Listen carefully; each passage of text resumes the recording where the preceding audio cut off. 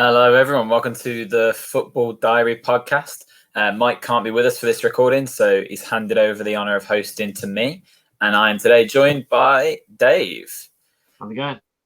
Good to see you, mate. And we get the pleasure of talking about how wonderful England's performance was on Friday night. But I think before we both put ourselves to sleep talking about what was a very, very dull affair and dull game, maybe we can focus on some of the other things that happened this week. So I thought I'd start off with the group that's kind of excited everyone from the off, really. Group F. Over there, we saw France slip up to Hungary and draw 1-1 there. And the holders of the competition be shown really what it's like to try and retain a title when they came up against Germany and lost 4-2. I think a lot of people had kind of written the Germans off for this tournament. So I wonder whether our perspectives on that have changed. I know you watched the game, Dave. What do you think? Do you think Germany might now be in with a shout? Yeah, I was actually pleasantly surprised by how well Germany played against Portugal. I think in the first game against France, I actually don't think they were that bad. They had the majority share of the ball. They just didn't look as threatening as they did against this time around, really. They just kept a hold of the ball really well. Everything you expect of the German team, really. Passing really well. But there was more urgency this time around against Portugal. The standout player for me was Gosens. Fullback for them. I was actually really impressed by him. He's technically really sound. He's a good defender of the ball. He's threatening around the box. Obviously scored a header, and I think took another goal. Yeah, he did. So for me, I was really impressed by him. It wasn't surprised. I think he's the only player in that German team that hasn't played in the Bundesliga. So I think that'll change soon. Wouldn't surprise me to see Bayern after him, because I he looks a real player to me. And it's funny, isn't it? A real modern fullback, definitely. Yeah, it's funny, isn't it? Because by this time in a tournament, normally you've got certain players that you think, I bet they're earmarked for a move already, and we've not really seen that this so far. Maybe Denzel Dumfries over at PSV, maybe he's one that some players will some clubs will look at. So yeah, that's not a bad shout with Gosens. Maybe a move elsewhere might linger for him. But what did you think of Portugal then? Do you think Portugal particularly underperformed in that game? Yeah, they kind of just fell to pieces after that first goal went in. They kind of just self-destructed and they looked vulnerable at the back, which you wouldn't really expect from that team, in my opinion. The only thing with Portugal now, they've lost Cancelo. They've got Semedo, who's just not very good defensively. Everything that went down his wing, they just couldn't handle. So he's definitely weak link in there. I don't know whether they've got anyone else who's particularly better in that position. They've got Dallo, haven't they? From United. So Cancelo is definitely going to be a big miss for Portugal, and they just couldn't handle the Germans, the pace and the power of their team. It's so frustrating to play against as well because they keep a hold of the ball really well in the right areas. They know they're such a mature team. It's probably the best I've seen from the German team for a long while. And definitely. Especially at a major tournament. They've been a little bit under for a number of years. So, who knows? It could be, who would have said that? Are they a dark horse? I don't think you can really call them a dark horse. Yeah. It is funny though, isn't it? Because you're right. They're a team that a lot of people had written off going into this. And let's not forget, it's a team that lost 6-0 to Spain not that long ago. A Spain team that we're seeing now really struggled to put the ball in the net. So it is odd to see Germany step up, but they did look so much more commanding. One player in particular that I thought would be good to focus in on was Kai Havertz as well, because his impact in front of goal and around the sort of 12-yard box was a lot more influential than maybe we've seen at times for Chelsea this season. Do you think maybe he's starting to come of age now and start to settle a little bit after his Champions League final performance as well? I think he's definitely getting to the right areas, in that role. I think the only thing is that Chelsea's probably not the main figure in that team. Obviously, you've got Werner as well, who occupies those sort of areas as well. So I think him being sort of in that the main man up top for Germany it probably does suit him quite well. He definitely he's got really good positional sense. He picks up the right areas, and that's why he's able to score those sort of goals, really. So yeah, I mean, whether he'll carry that into the new season or not, it's obviously yet to be seen. But, definitely, it's good news for Chelsea fans. Yeah, 100%. And now all of a sudden that group's really open, isn't it? Because France slipped up too. France obviously drew 1-1 with Hungary. I don't know how much of that game you saw, but I think going into the last round of games, that France-Portugal game just got even more tasty, didn't it? We all kind of had that one earmarked, I think, as probably the game of the group and the one that we thought would decide who won that group. And actually now probably decides whether Portugal in particular even get through. What do you think? How do you think this group's lining up now? Who do you see coming out of it?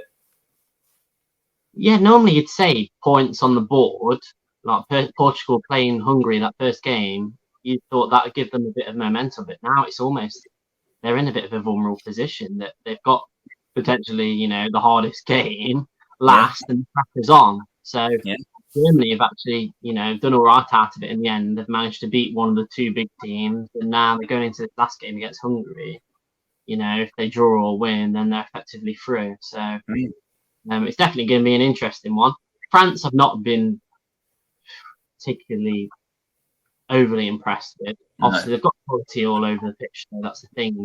They're almost like an efficient machine, but going forward, they've just not been very convincing. It's strange as well because the players that they've got, Benzemas, obviously, Griezmann, Mbappe, you'd expect them to be more convincing. Definitely. I don't think Griezmann's the player that he used to be at Real Sociedad. I just think he's particularly. I wouldn't have him at United. You don't? I still think no. I don't think I would. Just because how old is he now? 28, 29? Yeah, it must be about 29, I think. Yeah. The time to have him at United was a few years ago when he did all that fancy blooming circus around him signing a new deal or going to Barcelona. Bizarre. When he stayed out that was, I remember what you're talking about.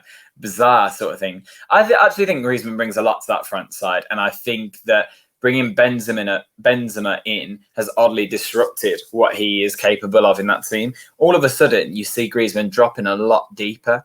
The good thing about him is he has got the energy to push up to those attacking areas. And you saw it with his goal at the weekend. It's a fairly simple goal, but he had to be there to capitalise on that. And that's really where you'd have expected Benzema to be. So it was good to see his movement persist. And he's dropping deeper. He's helping with play of the ball. He's sort of supporting that midfield when Pogba goes a bit further forward as well. And I think that's quite an interesting role for him and something that I can see him being more of, almost more of a number 10. That seems to suit his skill set really well these days. So I do think you're right, though. I think France have been underwhelming. I think that group as a whole have been quite underwhelming because Germany didn't do much to inspire in the first game. Portugal left it late against Hungary and eventually came through very well. But then we saw what happened to them at the weekend. And like you say, France, we've not seen world champions in them. We definitely haven't. They got a 1-0 win against Germany, which really could have gone the other way if they'd been a bit more fortunate that night, Germany. And then Hungary, they could have held on for a win for a while, really. France were knocking on the door, but I didn't ever feel... It seemed quite obvious that they weren't going to win that game after a certain period of time, didn't it? It felt like Hungary were there to hold on. And now all of a sudden, you'd imagine France are through because with this whole, the 4 best third-place teams go through, 4 points is probably the mark that you need to get through. So even if France lose to Portugal, they'll probably go through. The other way around, though, all of a sudden Portugal are a third and they've only got 3 points. And you think that might not be enough to get them through. Or if Hungary somehow beat Germany, all of a sudden we could be looking at a group where France are first, Hungary are second, Germany go through in third, and Portugal crash out at the bottom of their group. That would be incredible. None of us would have thought that going into it. So I think it's shaped up really nicely, hasn't it? Yeah, I think the thing with France as well, it's an interesting one. I think if you'd have thought 2 or 3 years ago now, you think about the talent and the potential that they've got up front, It's not really come to fruition. Some of the players like Dembele, he's not really to what we thought he would do at Barcelona when he had that ridiculous move. That was nuts. Obviously, we've got Mbappe. He's a great player, still quite raw though. Obviously, you've got Benzema, who's he's the main man in the centre there. Griezmann, who's a good player, and and then you've got obviously Martial, who's obviously not in the squad anymore, but we thought he might become a brilliant player as well. Thomas Lemar came off the bench, didn't he? Yeah. And that's another one that when he was at Monaco looked like an absolute world beater. And since he's gone to Atletico, it's not really clicked. And he went for big money. Went for really big money. And he didn't look like he was going to inspire much when he came on either, did he? No. You've got a lot of unfulfilled promise in there at the moment, I think. Yeah. Which is funny, they're world champions, isn't it? But you are right. They still have Giroud knocking about and doing a job for them. Like, it is interesting to see, are this France side getting old quicker than they should have? Yeah, I think I'd rather play France over Germany at the moment. Going off of that performance, I thought Germany's performance against Portugal, I thought it was absolutely brilliant. Putting aside how badly Portugal defended at times, that they just carved them apart. It was really satisfying on the eye. It was a great game. But they just look better going forward than France do, and they can defend as well. Well, on that note, for England to be able to play either France or Germany or Portugal or maybe even Hungary at this rate, they now have to beat the Czech Republic because they could not beat Scotland. So, simple question to start with, Dave. What went wrong for England? Oh, not that simple, eh? Where do we start? I don't think the starting 11 was right. I feel as though some of Southgate's decisions mid-game and his in-game management was just off. He obviously made 2 subs of the 5 that were possible. He decided to be risk averse and not try and win the game when it was there to be won.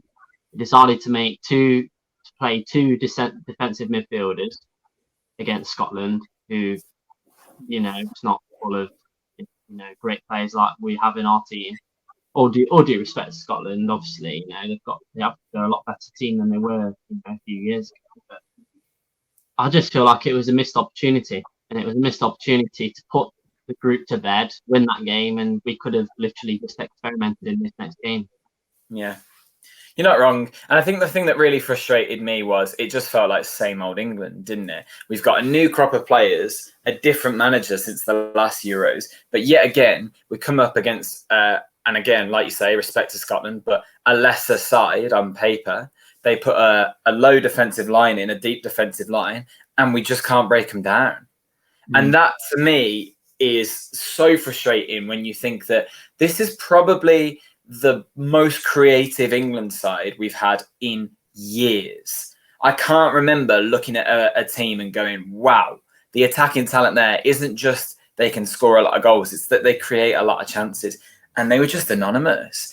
He seemed to decide in the first half, and I don't disagree with this, but he seemed to decide in the first half that Scotland's defence is obviously incredibly strong on Scotland's left-hand side. They've got Robertson, they've got Tierney. So let's attack Scotland's right-hand side. Let's exploit our left-hand side's pace and use that to our advantage. So you saw the ball going out to Luke Shaw and Sterling a lot and Mason Mount supporting on that side, which would have been a great plan if Sterling had turned up.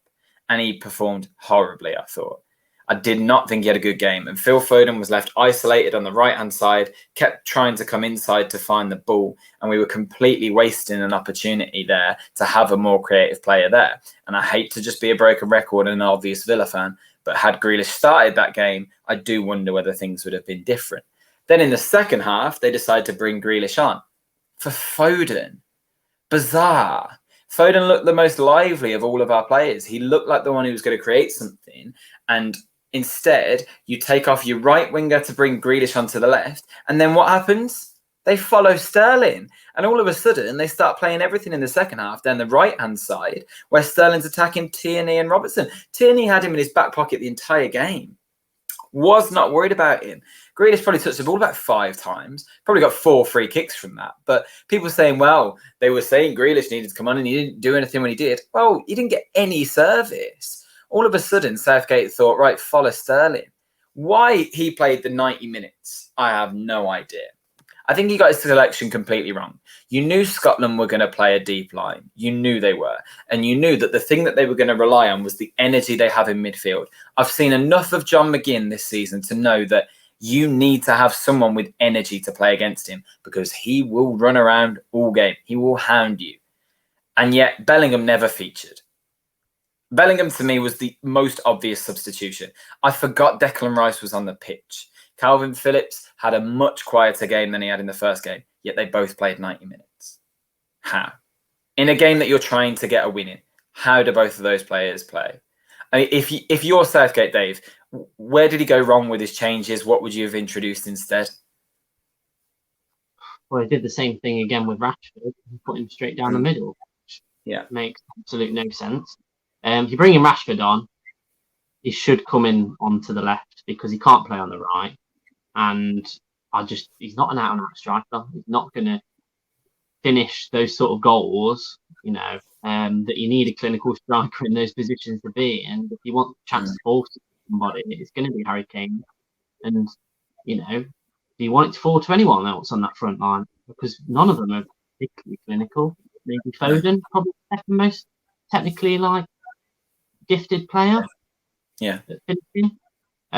So yeah, the Foden sub was just strange. And the thing is, we've got obviously the main thing for me is why is Jadon Sancho not played any football? That was bizarre. Yeah. Absolutely ridiculous. And the thing is, Southgate comes up with an excuse saying, "Oh, I'm managing the expectations of these youngsters. At their age, they're young players." He's playing players that are younger than Sancho with less experience. He's got Foden in there. He's called up Bellingham, who's 17 years of age, and he's had more minutes than Sancho at this tournament. It's just ridiculous. And the thing is, you don't even have to play Sancho on that right-hand side. He's played on the left before. He's played for City in the academy off of the left. He used to play for left all the time. I agree with that, but we've got a lot of talent on the left-hand side. We've got Sterling, we've got Grealish, we've got Rashford.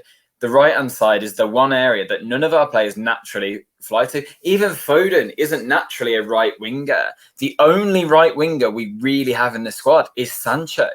And when you are coming up against a deep line, any manager should be able to tell you that the way to break a deep line is not to get your fastest players trying to play on the shoulder of them to run beyond. There isn't the space for them to do that. So why we ended the game with Rashford up front is beyond me. Because what's Rashford good at? Hitting teams on the break. Rashford is good at playing on the shoulder of the defender, running past them.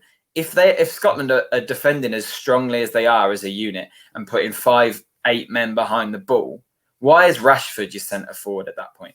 The difference with Sancho is he's capable of doing both. He's capable of playing on the shoulder of the last defender, but he's also very creative. This is a player that we're talking about getting into double figures for assists every single season he's been at Dortmund because he's a creative force.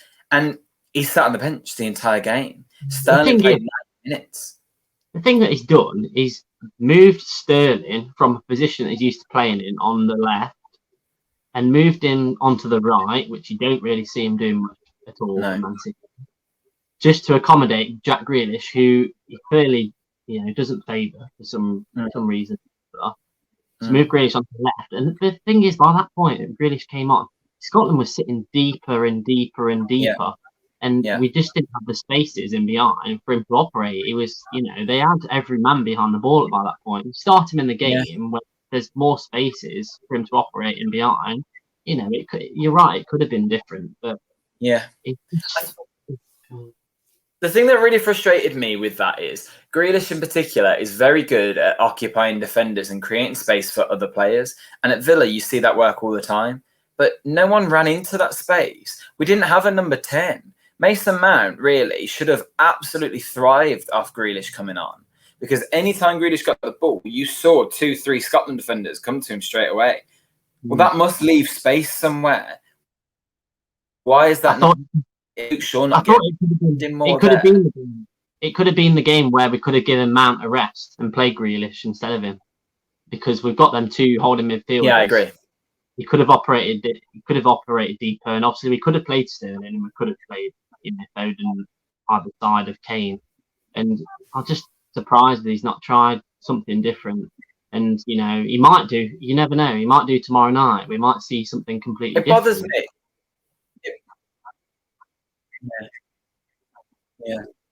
It bothers me because I think in this game in particular, and it became very clear at one point that we didn't need two holding midfielders. And really, if we'd ended the game with Grealish on the left, Foden playing behind the striker and Sancho on the right, then that would have looked so much stronger and would have been much better to deal with what's in front of you. A lot of international football is going to be about, don't rely on your own game. Think about how you can come up against an opponent. You should have enough to overturn Scotland with your game. You should. But if it's clear after 60 minutes, we are not breaking this side down, change it.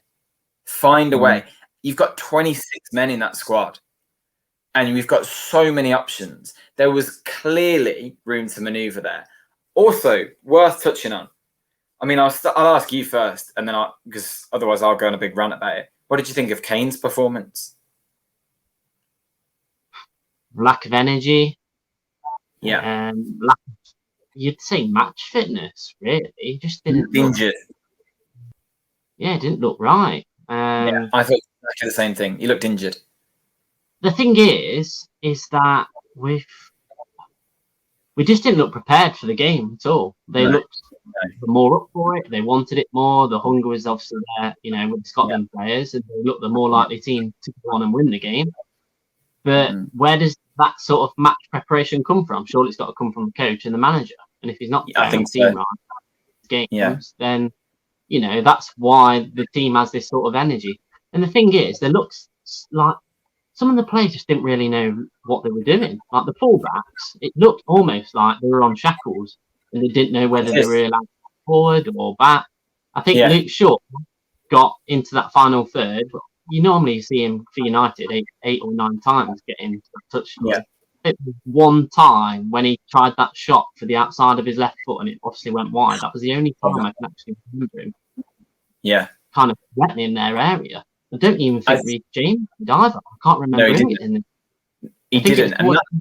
He did, but it looks like they're almost uncertain whether they should be advancing that far forward up the field. And why should you be worried about that? He brought in his 2 more attacking fullbacks and then asked them to defend more. And I don't understand that, particularly when Scotland on that left-hand side are overloaded. They've got Tierney and they've got Robertson. So you need to support the right winger and get your right fullback forward. That's what frustrated me so much about when they moved Sterling over. The opportunity that Sterling had where it was the penalty claim. Sterling should have released that ball 5 times. Yeah. He had so many opportunities to play James in or play a ball into the box. And he just looked like he had no ideas.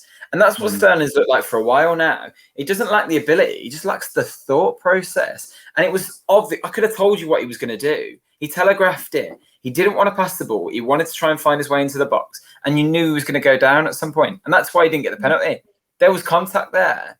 But he knocked the ball out of play because he knew that's what he wanted. And the ref read it. And he just thought, well, no, I'm not going to give you that. It was obvious. Reece James has stood screaming for the ball. And Sterling's not looked up once. But Kane really worried me. Kane looked injured.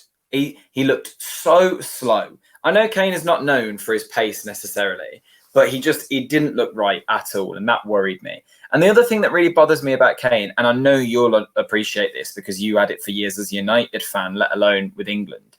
But why are we back in a position where we've got this talismanic number 9, who's going to be our captain, probably going to be our country's leading top goal scorer, just like we've had very recently, but they spend more time playing defensive midfield than they do up front. I'm sick of seeing Rooney play for England. That's what it is again. He's just decided, I'm going to hold right deep and look for Son. Well, Son ain't there, mate. And Sterling's not going to do that sort of job for you because he's not as clinical. So you need to be in the areas that you need to be in. That chance when the ball come across and Mason Mount missed at the near post, I knew we'd end up ruining that. He should have buried that a million times. That should have been Kane's goal. Kane should have been there to finish that off. I don't understand where he was for most of that game. He's just too deep. I think that's the thing. He had 6 touches in the box. So bad that is.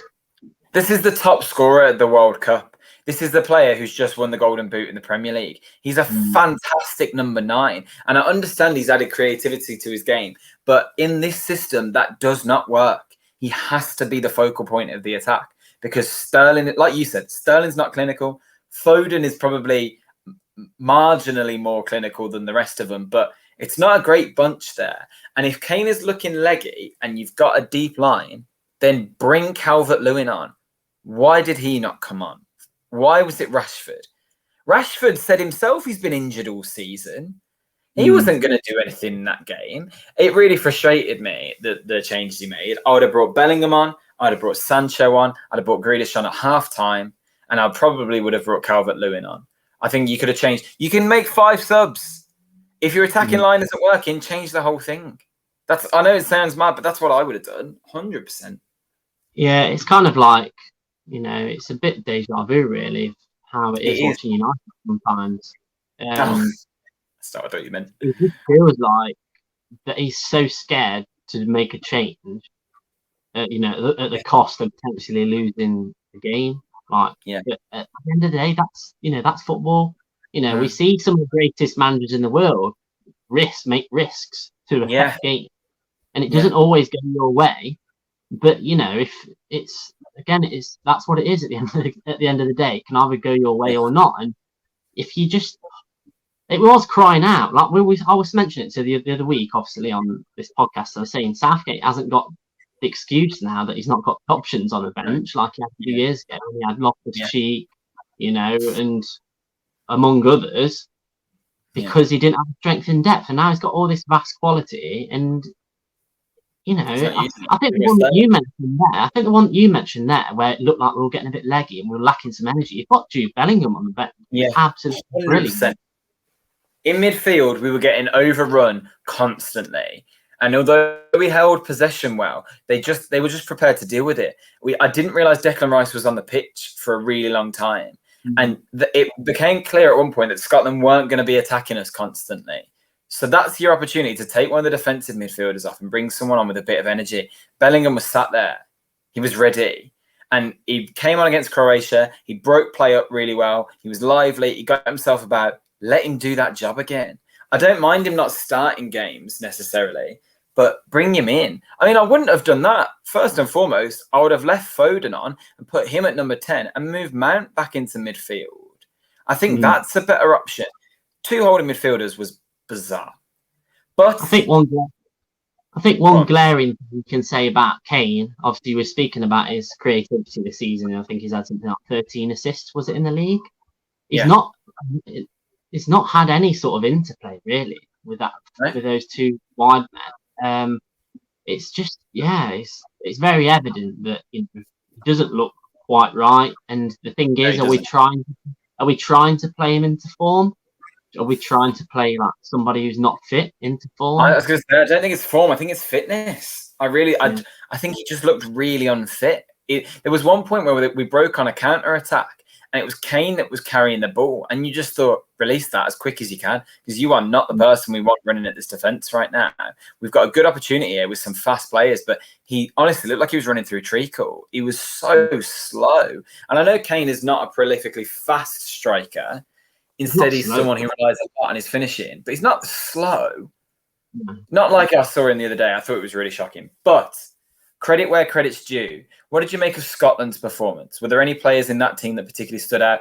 Billy Gilmore's got a lot of credit from this game, which I'll be honest, I'm not overly convinced by, but I'd like to know what you think. What did you think of the Scotland performance?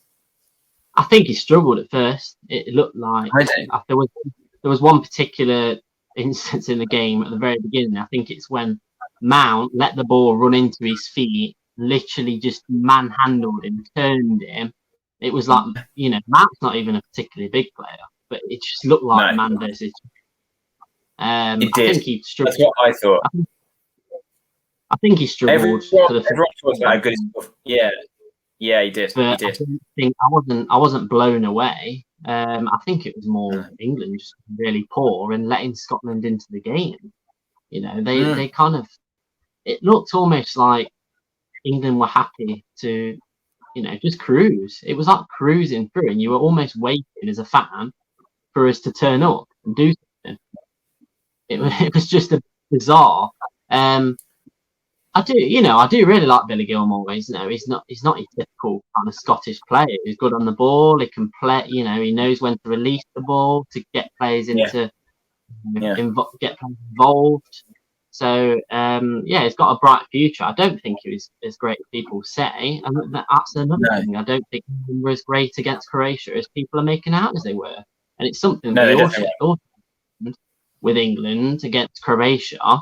And we mentioned we just didn't create that many opportunities against Croatia, and it's happened again in the second game. You know, and that's something we did say: is that going to be our downfall? We're going to create more than this, or is this going to be good as we're going to be? I mean, they had some chances.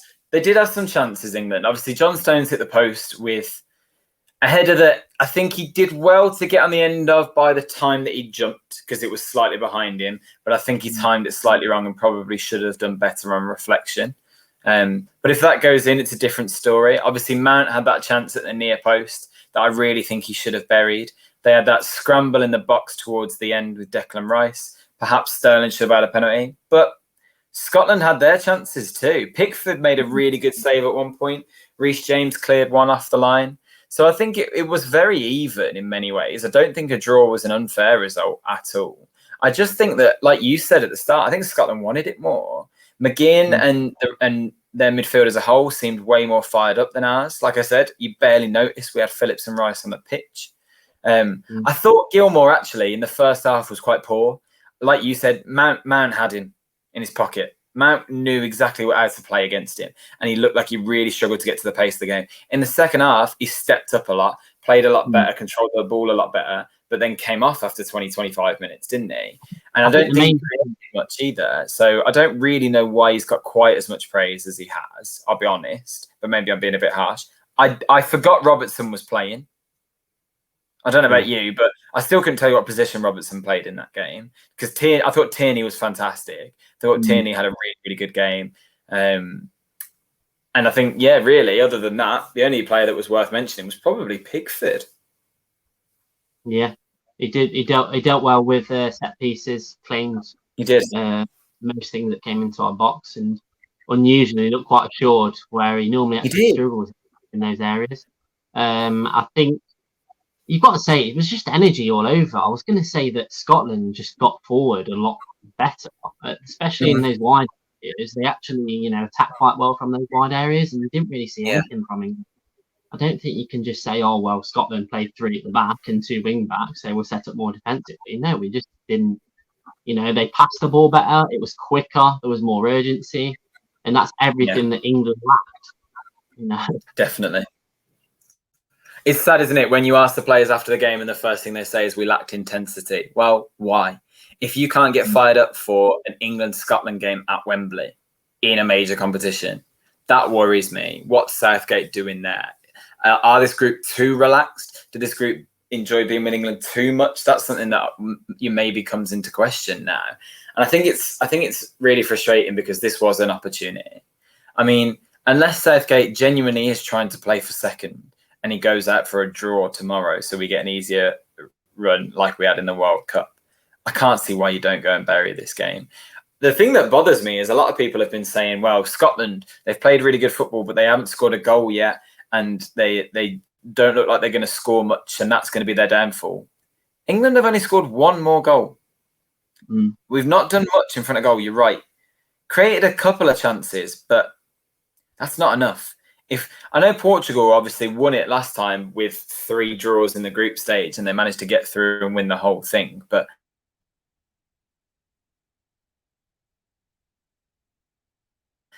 you've got to score some goals like that. Oh, I dipped out then. I don't know if we lost connection. No, I was just saying that I just worry about the fact that we've only scored 1 goal so far. That really bothers me. And I think if you look back at the World Cup, how much success did we have from set pieces and penalties? So it comes back again to exploit those opportunities. When Maguire's back, it might make a difference, but get the right players on the pitch. Get Grealish on the pitch. Keep Foden on the pitch. Play Sancho. What would you do for tomorrow's game? What would you change? Who would you line up with? I'll do completely opposite of what Southgate's going to do. You start Sam Johnson, even though he's gone home, wasn't it? I mean, we're practically through, aren't we? You know, it's looking like this going to be this game. You know, Czech Republic could be in the exact same position as us. They might, not want to win the game. They might look at England and think, actually, we want to finish second, not England. So it could be a really dull affair. I hope it's not, but I also kind of feel as though second might be better for England than going through top of the group, because I just think we've got a more realistic chance of advancing through the competition if that's the case. I think he will give Sancho some of the game. Do I think Sancho will start the game? Probably not. But I think he will play a part. Again, isn't it? I'm hoping that I'm hoping that Bellingham will play some part as well. It'd be nice to see him in midfield, and because we've played obviously Phillips and Rice, back-to-back games now. I think they probably might need a little bit of a rest potentially. So partner up, potentially Bellingham with one or the other, and then on that left side, I'll probably play anybody apart from Sterling. Sterling again, he played both games, full 90 minutes I think in both. So if you could see maybe Rashford or Grealish, I'd like to see Grealish start. I'd like to see him start the game, because I think he's that sort of player that you mentioned obviously the other week, that he grows into games rather than kind of coming on and making an instantaneous impact. Not that he can't do that, but I think it will benefit him to start, to make a start and have like his full focus, going into a game, knowing that he's starting a game rather than kind of being thrown on at any point. And then the fullbacks, I probably would start Shaw again at left back. I think Shaw or Chilwell, because I don't think you need to start Trippier there again. Again, that was another decision that I feel Southgate got too much credit for. I don't think it would have mattered what fullback we played against Croatia. I think we would have won the game, as poor as they were, and we saw how poor they were against the Czech Republic the other day. That kind of said everything really we need to know. And the Czech Republic looked more likely to win that game as well. They had the better chances. So yeah, I think I'd like to see a few changes and just to see how we perform. Really, I think we've not got really anything to lose potentially. I can't see us not qualifying now. Obviously, got 4 points. Should be fine. Yeah. Yeah. What do you think? You'd hope we'd be fine. I almost wonder whether we are better off playing for a draw. Although saying that, the second, I think if we finish second, we'll end up playing either Spain or Poland. It looks like you'd probably fancy that more than anyone in Germany's group right now. I don't know what to expect. Sterling and Rashford will probably start. He'll probably look at that and go, okay, well, I'll give Foden a rest and I'll play Sterling and Rashford with Kane again. I wouldn't be surprised. I'd be gutted. I don't think either of those two should be anywhere near the starting lineup. I know you love Rashford because he's Man United's boy, but he doesn't look fit either. To me, he has to start Sancho and Grealish. He has to. I would play Foden as a 10. I'd play Sancho on the right, Grealish on the left, and I'd play Mount in midfield as a number 8 with probably Rice, although Phillips maybe deserves it after his performance in the first game. Although I think Rice is probably a bit more disciplined at holding back. I wouldn't be surprised if Jordan Henderson plays.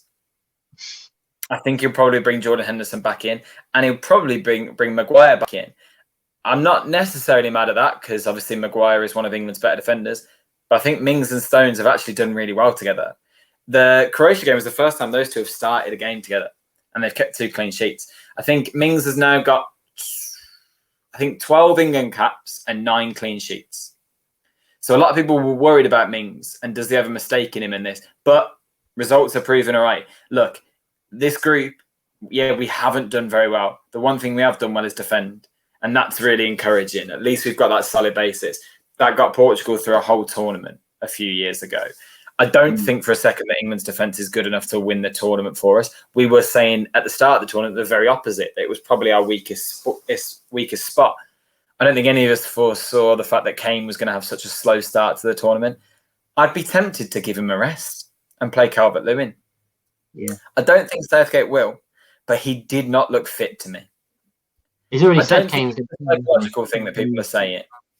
He's already said Kane's playing, I think, in his pre-match conference. So I'm not surprised. I'm not surprised at that. I agree. I don't think it's a psychological thing.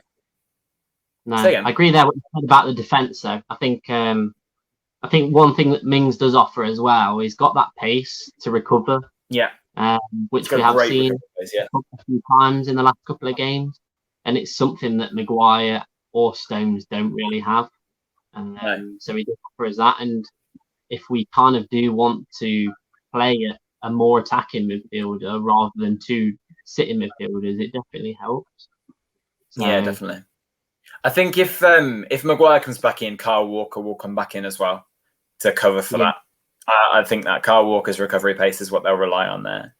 But it's not all doom and gloom, I suppose. Like you say, pretty much through, you'd imagine. Now it's just a case of whether or not we can get a result tomorrow to finish top of the group or whether he is going to play for second. I'll be interested to see what his intentions are. But a few teams that... Oh, go on. Before I move on, go on.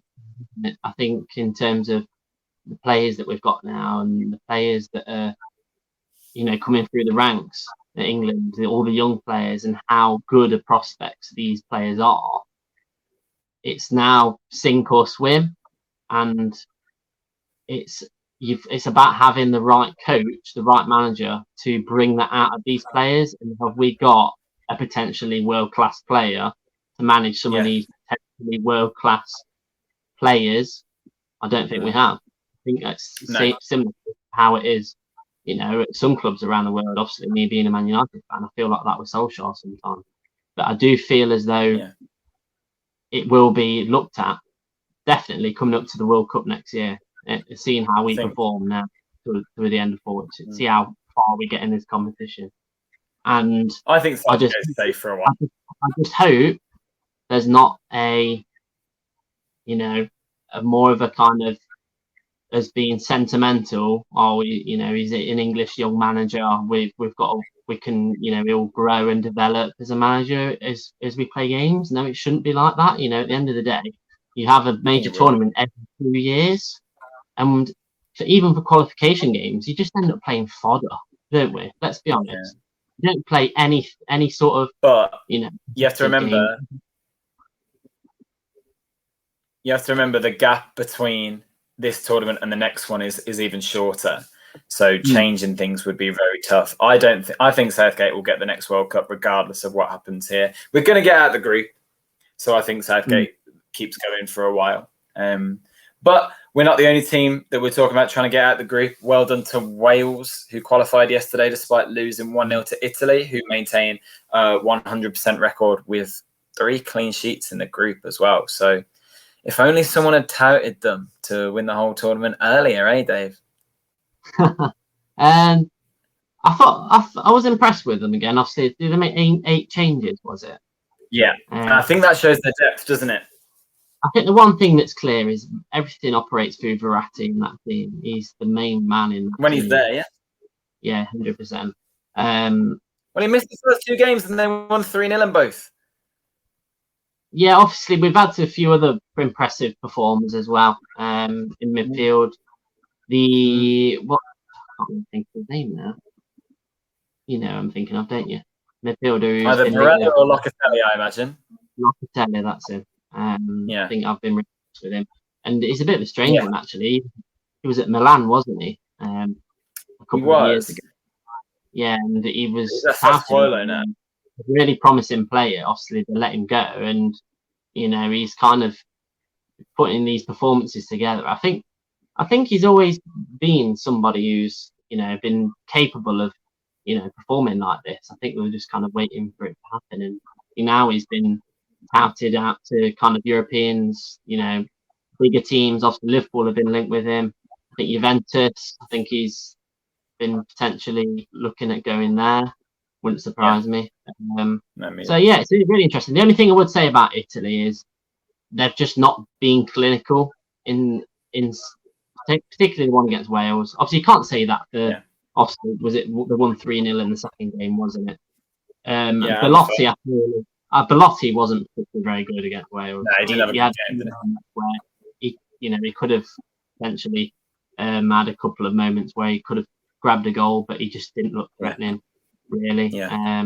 I think that's the only area they really lack is probably scoring goals against particularly the stronger teams, maybe. But again, we'll see. They've just played Wales, a decent, a good team in their own right. They've got some decent players in their Wales. So Wales is interesting, isn't it? I think Italy have got a favourable draw there, haven't they? They've got fairly, but yeah. I think fairly. I think it lines up to meet who was it? Probably one of the teams from Group F or England, probably in the semis, I think. But to be honest, on favourable draws, I think the most interesting thing is Wales. Wales actually have a very good run now if they play it right. All of a sudden, I think in their next game, they'll play one of either Denmark, Finland or Russia, depending on what the results are tonight, which I think you'd fancy Wales against any of them right now, really. And then quarterfinals would probably be Holland, I think. And Holland don't look particularly impressive, do they? I mean, they've got through their group winning 3 games, but that group was an absolute walk in the park, really. Such an easy group. No one turned up. Austria were dreadful. Ukraine were awful against Holland, except for a little period towards the end where they tried to get back in the game. So they look very beatable. And then all of a sudden, you talk about Wales being in the semi-final again. That's impressive, considering that they've just lost their manager. So fair play to Wales. I think we'll have to leave it there. But before we do, just to remind everyone that we are on social media. So go to Facebook, Twitter, and Instagram for Football Diary UK. You can also join our Discord server and join our conversation. The link is there. Thank you again for joining me, Dave. And I think we've done all right without the supervision of Mike. We didn't say any bad words. We didn't veer off and start talking about some random other sport. So I think we can be trusted so far. So thank you for joining me, Dave. Thank everyone for watching. And we'll speak again soon. Thank you. See you later. Thanks, man.